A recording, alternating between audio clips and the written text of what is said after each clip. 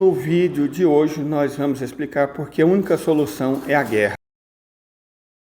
Saudações, gente bonita, aqui em Goiás são 7 horas da manhã, está fazendo 20 graus. Então uma temperatura muito agradável, está um dia nublado. Eventualmente cai uma aragem muito fina. Mas feito o balanço do clima, vamos falar de geopolítica. Nós temos o encontro dos chanceleres do G20 no Rio de Janeiro.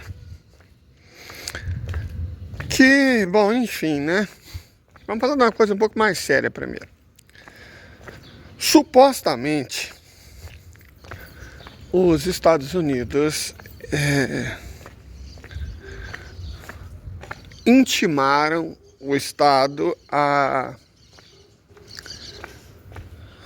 fazer um cessar-fogo provisório, né, em Rafah.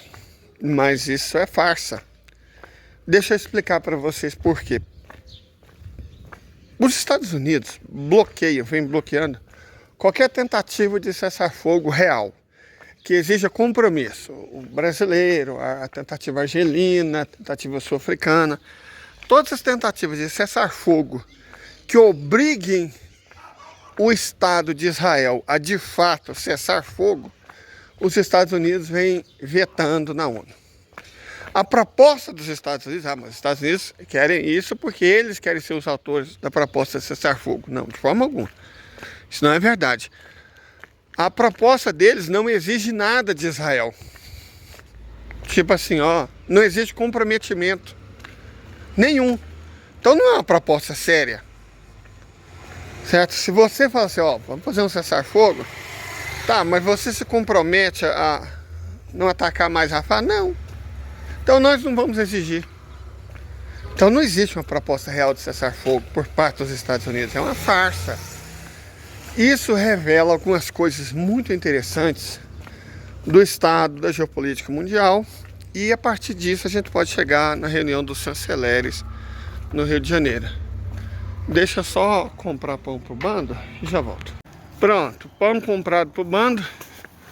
Vamos continuar. A questão é a seguinte.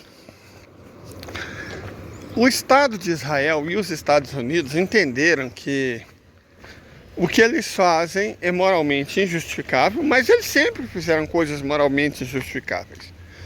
Então não é uma coisa que os afeta. O que está afetando é a percepção que até eles têm tido de que a tolerância, a defensibilidade do que o Estado de Israel faz está bem próximo de zero. A velha estratégia de nunca mais, de 6 milhões, essa estratégia antiga de atacar como Estado, se defender como religião, de adotar a regra número 1 dos abusadores, né, inverter a culpa e chamar todo mundo que critica o Estado de Israel de antissemita, essa estratégia não está funcionando mais. A verdade é essa, a estratégia que funcionou por 3/4 de século, de repente não está funcionando mais. As pessoas não caem mais nessa conversa. Eu vi a Record, até pôs uma reportagem, Mambebe, né? Aqui nessa plataforma mesmo, R7, no YouTube,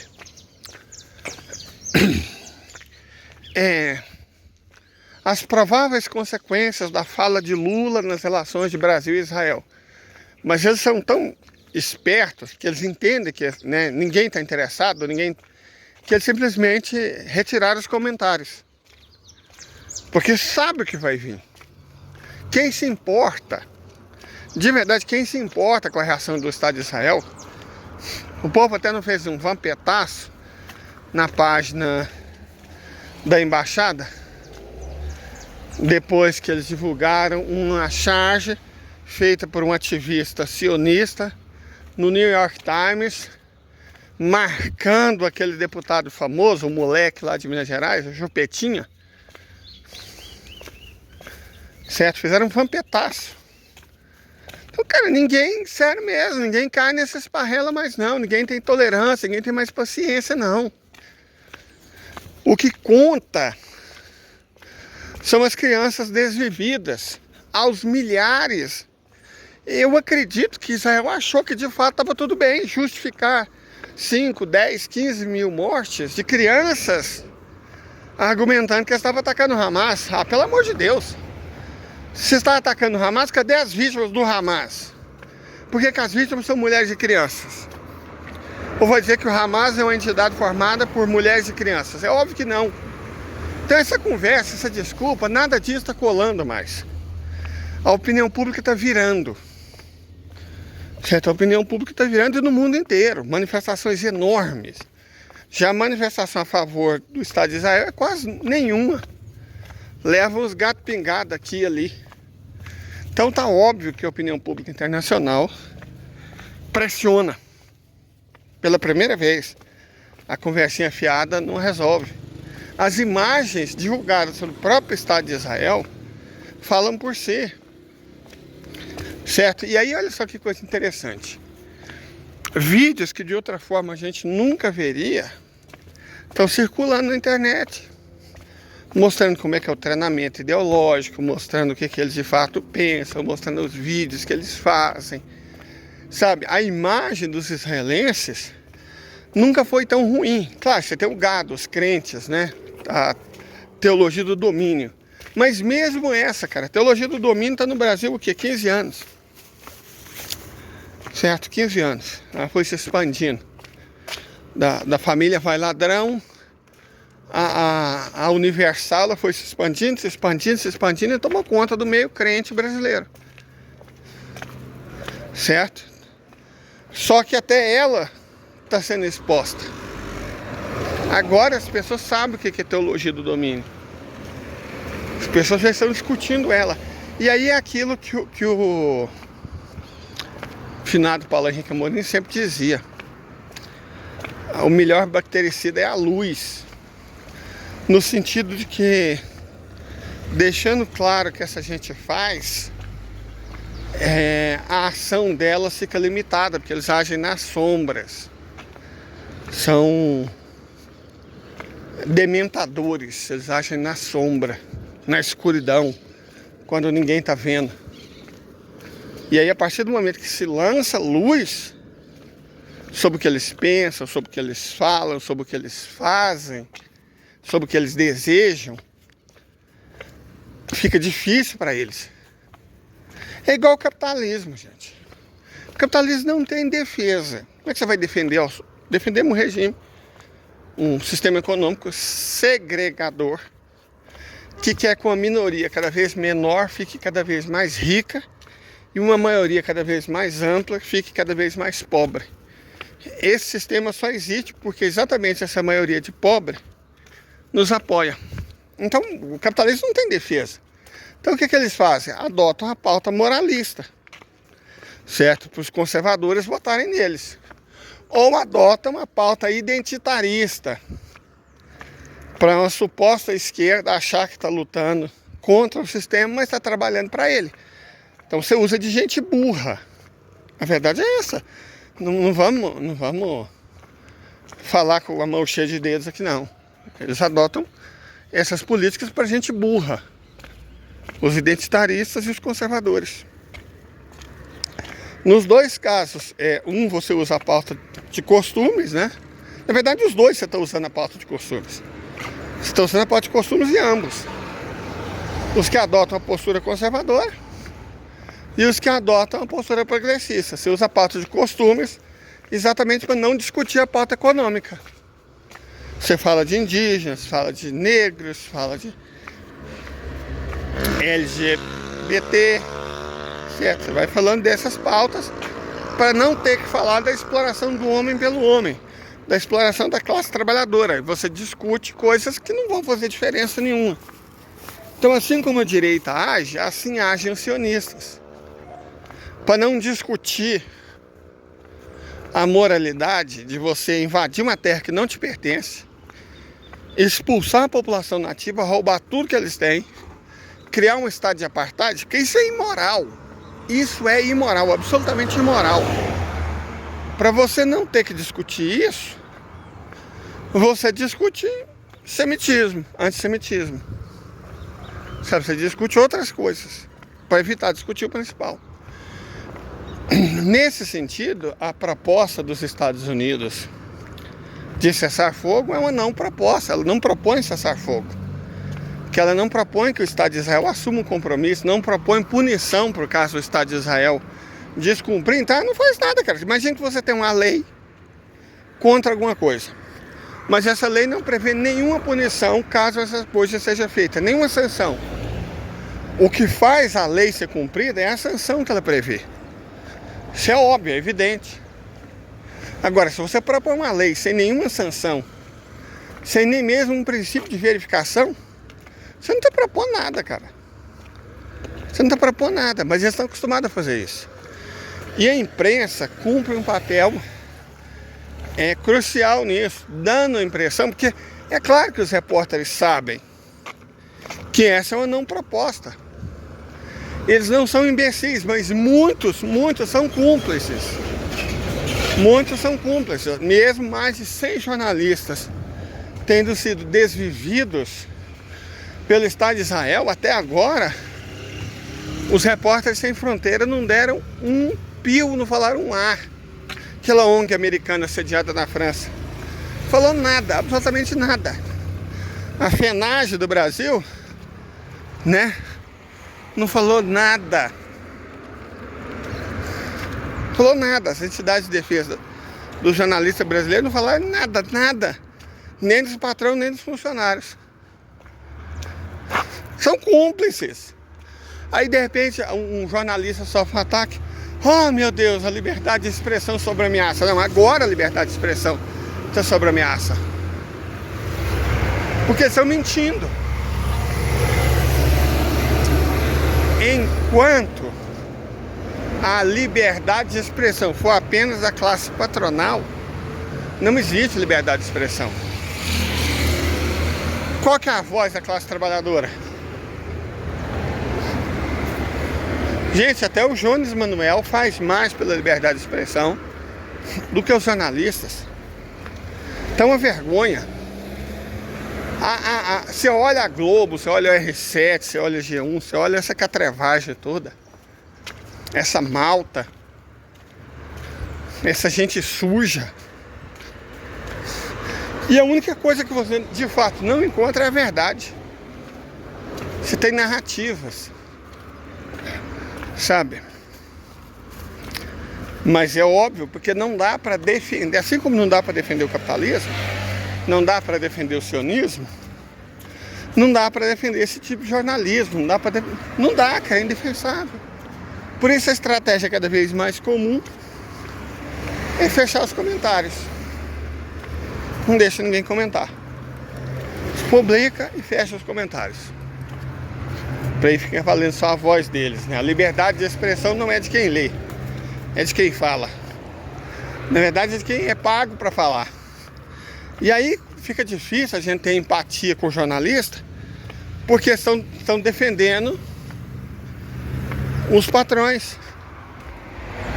E mesmo que você vai numa casa, tem uma malta de cachorro raivoso, e alguém resolve agir contra esses cães. Ah, mas que absurdo! Olha os ataques aos animais. O fato de estar mordendo, o fato de estar atacando, o fato de estar protegendo o criminoso, não quer dizer nada. Certo? É o mesmo lance de ONG, gente. Nossa, sério, foi uma postagem muito interessante. Feita de madrugada por uma conta com poucos seguidores. Mas a mulher lamentando que... Opa, um monte de loja de produto agropecuário que abre cedo. Os gatinhos da minha mãe estão sem ração. Esse vídeo é um oferecimento de você que nos patrocina com o Pix. Muito obrigado. Enfim, nesse sentido, é a reunião do G20. O fórum de chanceleres não vai resolver nada. Sabe por que não vai resolver? Porque não existe boa vontade. O Putin falou isso recentemente, o Lavrov falou isso recentemente, o Medvedev falou isso recentemente. A China já perdeu a paciência com Israel. É nítido isso. Certo? Já perdeu a paciência com o Estado de Israel E aí a China é um país muito pacífico, é um país de comerciantes. E perdeu a paciência de Israel exatamente por conta disso. A situação não se resolve. Tudo que a China quer é atravessar 30 quilômetros do Negueb e fazer uma linha de trem de alta velocidade conectando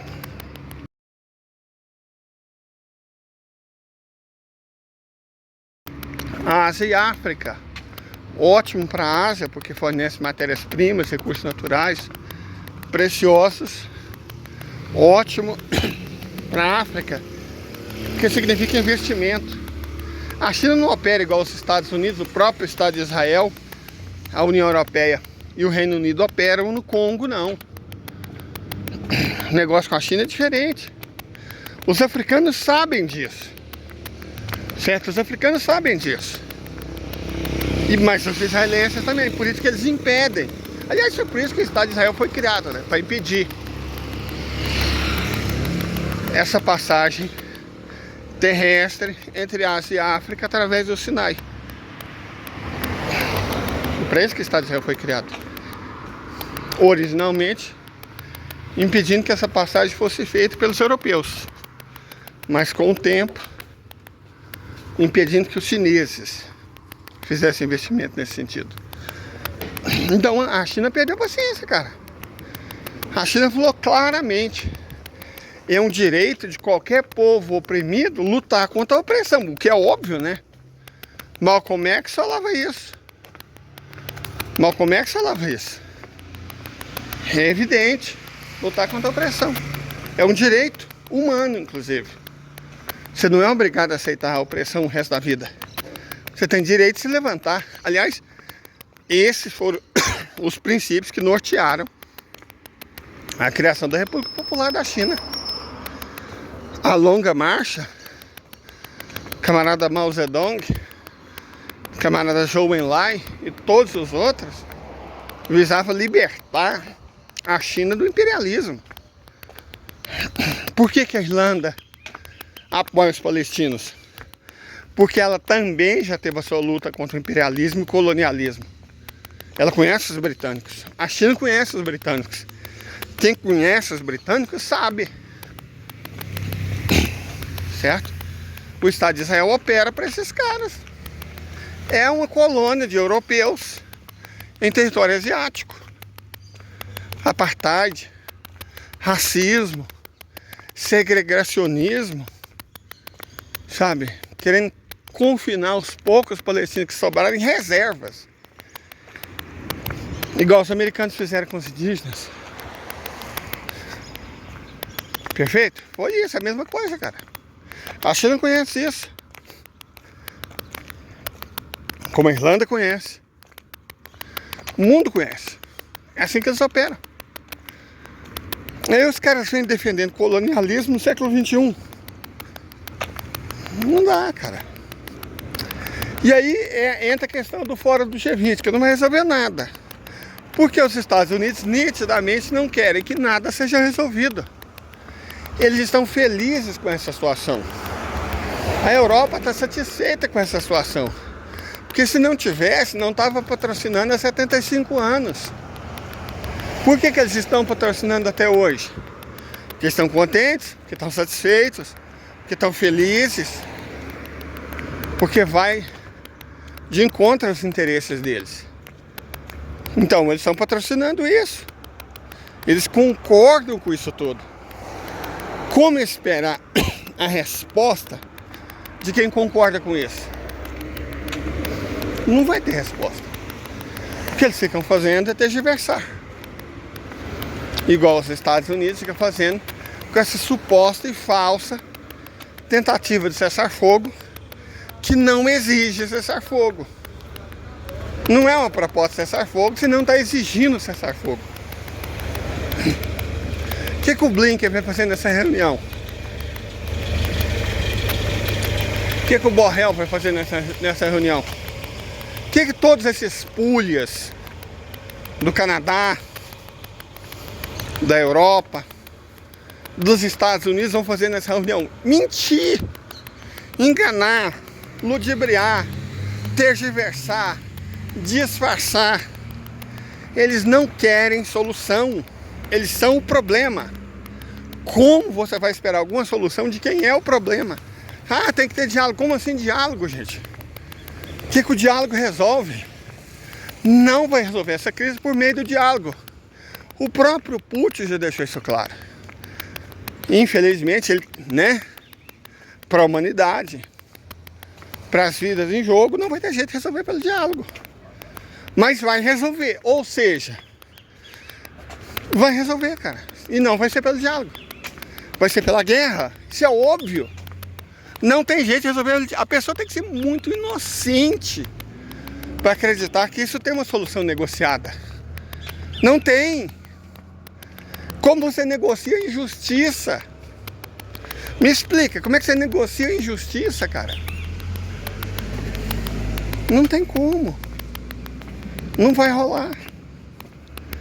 Sabe, tem certas coisas que são inegociáveis. Não tem negociação. Então essa reunião não vai servir para nada. Quer dizer, porque aí o Lavrov tá aqui, troca umas ideias, né? O Wang Wei tá aqui, troca umas ideias. Mas fora isso não vai servir para nada não. Deixa eu comprar margarina. É evidente que nós não desejamos a guerra. Mas sobre ela, duas coisas para encerrar.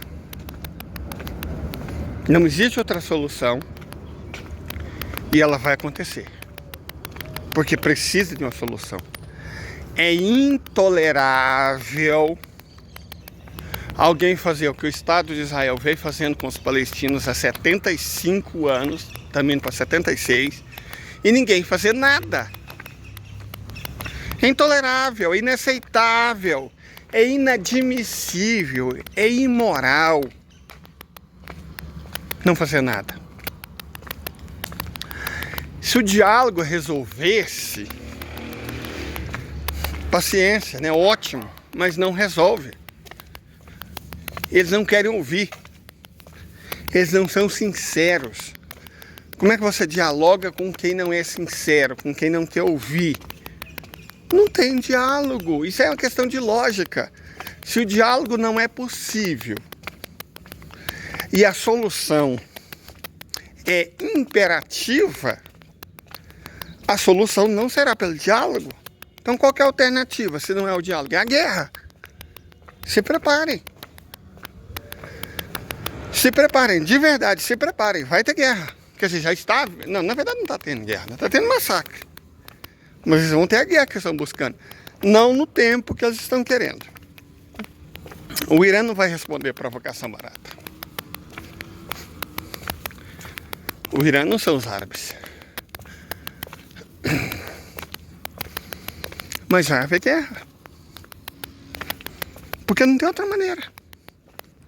Infelizmente, o que é guerra?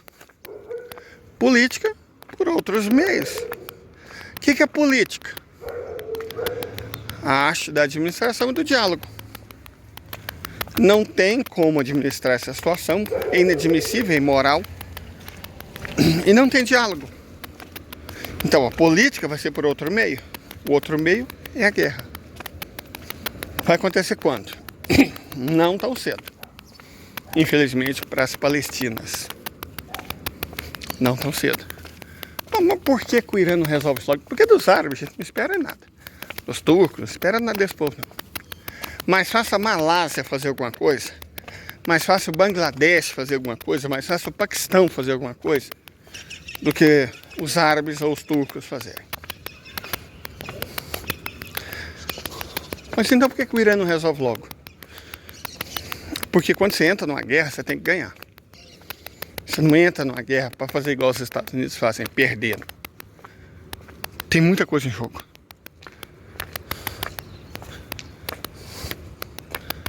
Certo? Nós não estamos falando de tratar uma gripe. Nós estamos falando de extirpar um câncer.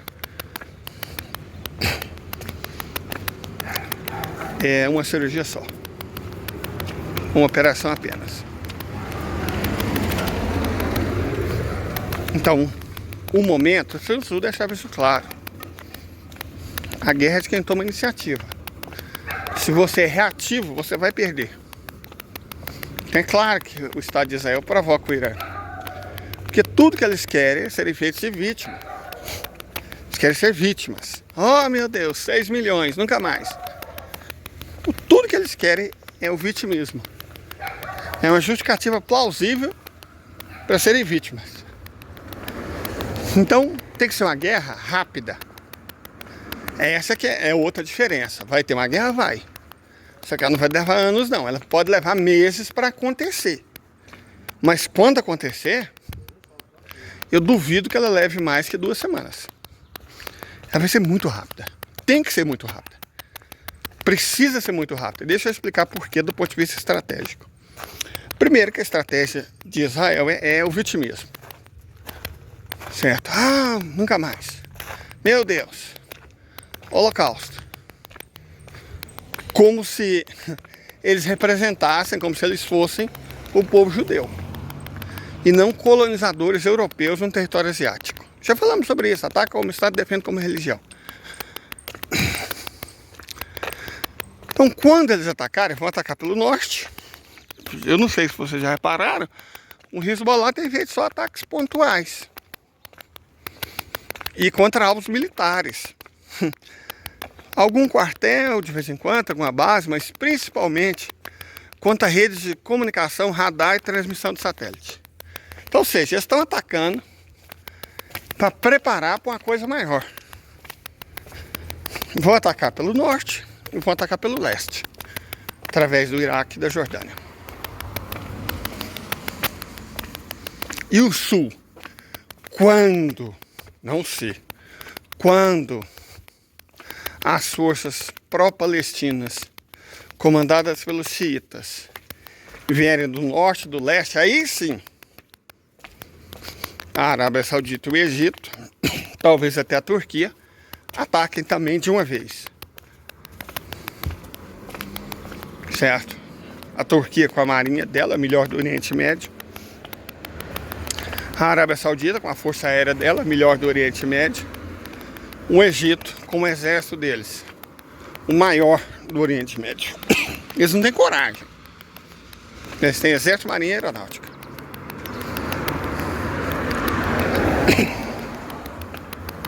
Se atacar de uma vez, já era. Já era. O Estado de Israel se mostrou um tigre de papel.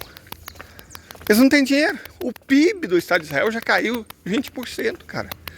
Era 500 bilhões, agora é 400 bilhões. Vocês têm noção do que é cair 20% de PIB? Vocês têm ideia do que é isso? Uma queda de 20% do PIB? Nem a Argentina do Milei passou por isso. E estão gastando 20 bilhões por mês. Então,